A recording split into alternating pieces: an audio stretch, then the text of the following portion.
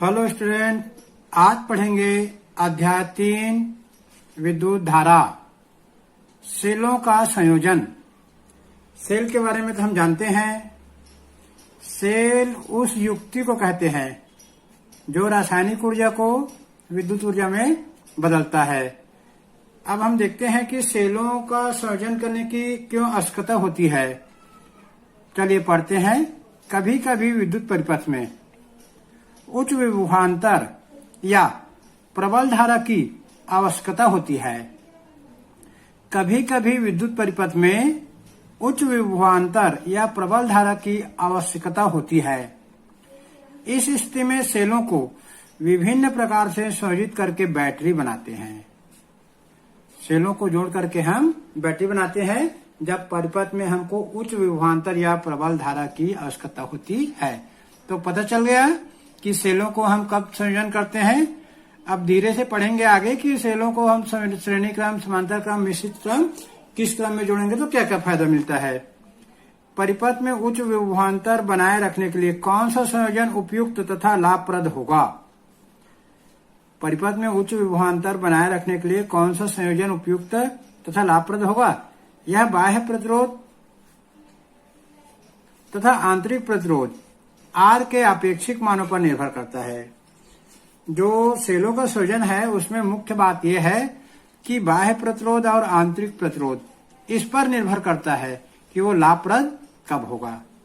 इन दोनों बातों का ख्याल रखना पड़ेगा। सेलों का संयोजन करेंगे तो आंतरिक प्रतिरोध और बाह्य प्रतिरोध पर हम खास ध्यान देंगे।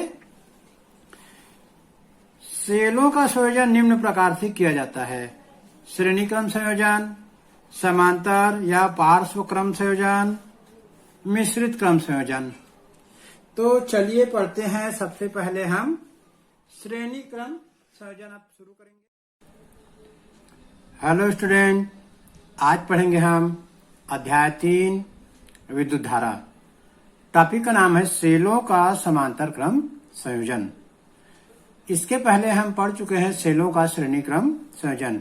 तो सबसे पहले हम समांतर क्रम संयोजन में सेल को जोड़ेंगे समांतर क्रम में। तो चलिए सबसे पहले हम देखते हैं विद्युत परिपथ। यहाँ पर देखिए एक पहला सेल यहाँ जोड़ दिए, दूसरा सेल, इसी प्रकार से सब सेल को एक के ऊपर एक हम जोड़ देते हैं। तो यहाँ पर कुल हमने ले लिया n सेल। सभी सेलों के धन ध्रुव को एक बिंदु A से जोड़ दिया।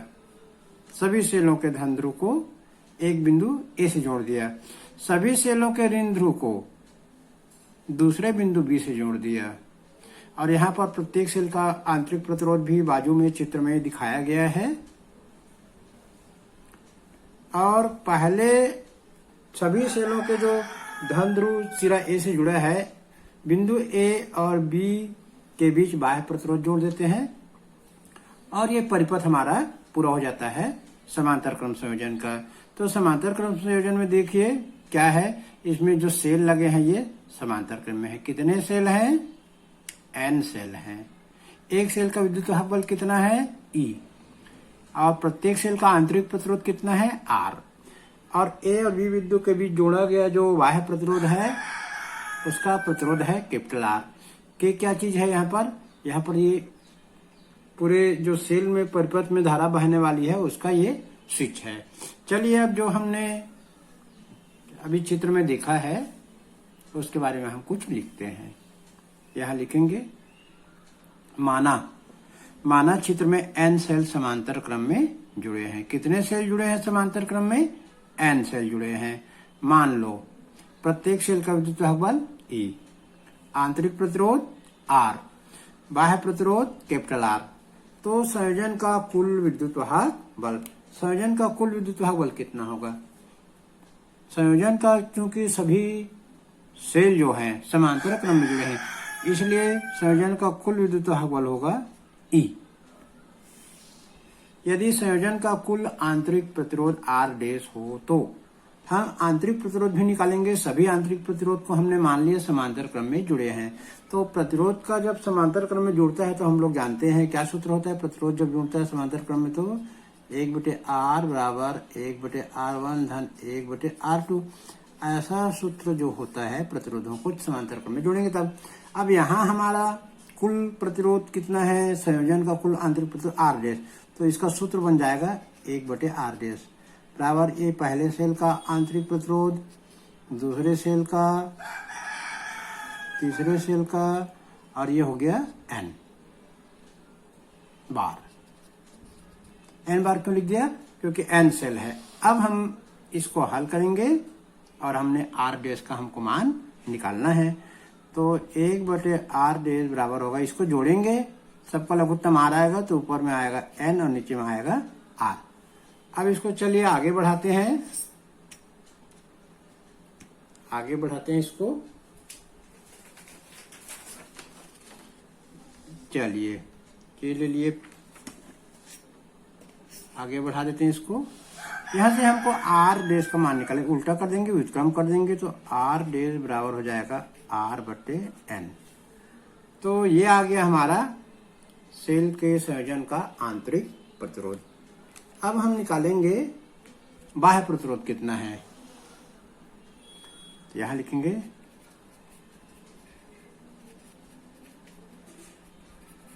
बाह्य प्रतिरोध कितना है, कैपिटल R। तो परिपथ का कुल प्रतिरोध,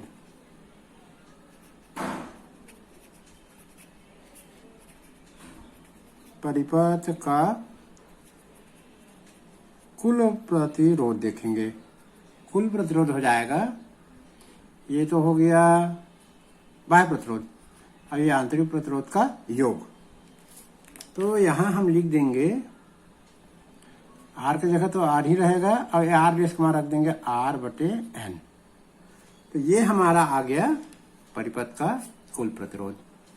अब यदि परिपथ में बहने वाली धारा I हो तो ओम के नियम से, यदि परिपथ में बहने वाली धारा I हो तो, परिपथ में बहने वाली धारा I हो तो ओम के नियम से, ओम के नियम से हो जाएगा, सूत्र बनेगा यहाँ ओम के नियम से। क्या सूत्र बनेगा, धारा I बराबर कुल विद्युत वाहक बल, कुल विद्युत वाहक बल बटे कुल प्रतिरोध। ये हमारा सूत्र आ गया ओम के नियम से। अब यहाँ जो मान हमने निकाला है उसको रख देंगे, धारा तो I ही रहेगा, कुल विद्युत वाहक बल जो होता है E होता है, और अभी हमने देखा कुल प्रतिरोध निकाले हैं, यहीं पर है R+R/n, यहाँ रख देंगे R+R/n। तो ये हमारा धारा का जो है वो सूत्र आ गया। अब इसका जो नीचे को थोड़ा हल करते हैं, ये R+R/n है, थोड़ा सा एडजस्ट कर लेते हैं, एडजस्ट करेंगे तो I बराबर E बट्टे ये हो जाएगा, लघुत्तम निकालेंगे नीचे n का, यहाँ कुछ नहीं है तो n, ये हो जाएगा nR+R, या इसी को आगे हल कर देंगे तो आ जाएगा, ये n ऊपर चला जाएगा, NE बटे nR+R। ये हमारा समांतर क्रम संयोजन में परिपथ से बहने वाली धारा का सूत्र आ गया। इसको हम दे देंगे समीकरण नंबर 1, ये आ गया। अब हम पढ़ेंगे स्थिति नंबर 1, हम यहाँ पढ़ेंगे कंडीशन, पढ़ेंगे स्थिति नंबर 1। स्थिति नंबर 1 में हम पढ़ेंगे यदि R लेस देन NR, या इसको लिख सकते हैं R/n less than capital R। आंतरिक प्रतिरोध बाह्य प्रतिरोध की तुलना में बहुत कम है, आंतरिक प्रतिरोध बाह्य प्रतिरोध की तुलना में बहुत कम है। तो क्या होगा, चलिए देखते हैं क्या होगा। समीकरण 1 से ही देखेंगे। यहाँ से हम लोग आर को हटा देंगे। आर को हटाना है, एन आर ज्यादा है, आर कम है। समीकरण 1 से यहाँ लिखेंगे। समीकरण 1 से लिखेंगे आई बराबर एन ई बटे, हटाना किसको है, स्मॉल आर को हटाना है। तो नीचे क्या बचेगा, एन कैपिटल आर। तो यहां देखते हैं एन एन कटेगा, जो कटेगा उसको काट देते हैं, ये कटेगा, क्या बचेगा, आई बराबर ई बटे आर। तो आई बराबर बच जाएगा एक सेल से बहने वाली धारा, एक सेल से बहने वाली धारा। यदि हम सेलों को समांतर क्रम में जोड़ते हैं और आंतरिक प्रतिरोध बाह्य प्रतिरोध की तुलना में कम रहता है, तो परिपथ से जो धारा बहेगी वो एक सेल से बहने वाली धारा के बराबर होगी। तो सभी सेलों को जोड़ने से कोई फायदा नहीं है। इस स्थिति में जब आंतरिक प्रतिरोध बाह्य प्रतिरोध की तुलना में नगण्य होता है, तो सेलों को समांतर क्रम में जोड़ने से कोई लाभ नहीं होगा। अब हम दूसरा पढ़ेंगे स्थिति। अब हम पढ़ेंगे स्थिति 2।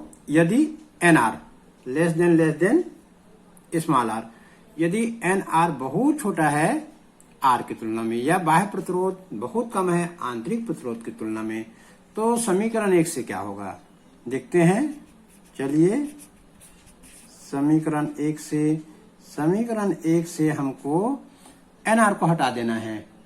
जो समीकरण 1 है, यहां से n r plus small r है। अब ये एन आर को हमको हटाना है, तो समीकरण क्या बन जाएगा, ये जो समीकरण बन जाएगा एन ई बटे स्मॉल आर बनेगा, क्योंकि हमने एन आर को हटा दिया। बाह्य प्रतिरोध बहुत कम है आंतरिक प्रतिरोध की तुलना में, तो आई बराबर लिखेंगे एन गुणित ई बटे आर, या आई बराबर लिखेंगे एन गुणित एक सेल से बहने वाली धारा, एक सेल से बहने वाली धारा।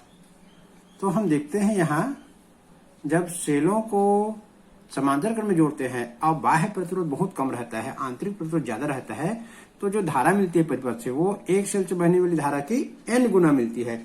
अतः हम समांतर क्रम संयोजन में यदि सेलों को जोड़े और बाह्य प्रतिरोध आंतरिक प्रतिरोध की तुलना में कम रहता है, तो हमको बहुत लाभ होता है।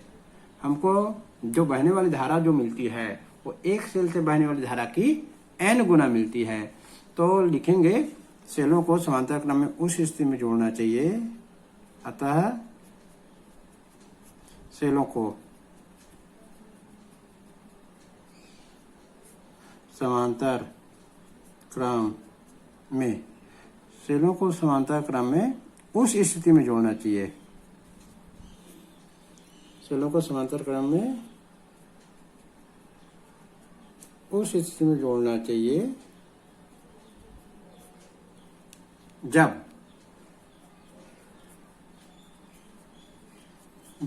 सेलों का बाह्य प्रतिरोध, जब सेलों का बाह्य प्रतिरोध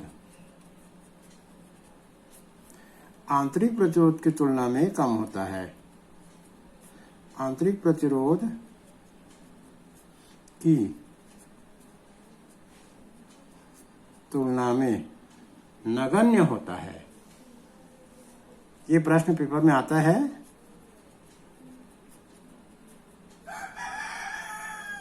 ये पेपर में कई बार आ चुका है कि यदि सेलों का बाह्य प्रतिरोध आंतरिक प्रतिरोध की तुलना में बहुत कम होता है, तो सेलों को किस स्थिति में जोड़ना चाहिए, उसका आप समीकरण बनाइए, उसका विद्युत परिपथ बनाइए और समझाइए 3 नंबर में। तो हमको पता चल गया कि सेलों का बाह्य प्रतिरोध आंतरिक प्रतिरोध की तुलना में नगण्य है, तो सेलों को समांतर क्रम में जोड़ना चाहिए। चलिए अब हम पढ़ते हैं मिश्रित क्रम अगले टॉपिक में। और पढ़ाई कैसा लगा कमेंट्स बॉक्स में कमेंट जरूर किया करो, उससे पता लगता है कि पढ़ाने में क्या कमी है, क्या अच्छाई है। और लिंक को अपने दोस्तों में शेयर कर दो ताकि ज्यादा लोगों को फायदा मिल सके। और आपने चैनल को सब्सक्राइब नहीं किया होगा तो सब्सक्राइब कर लीजिए।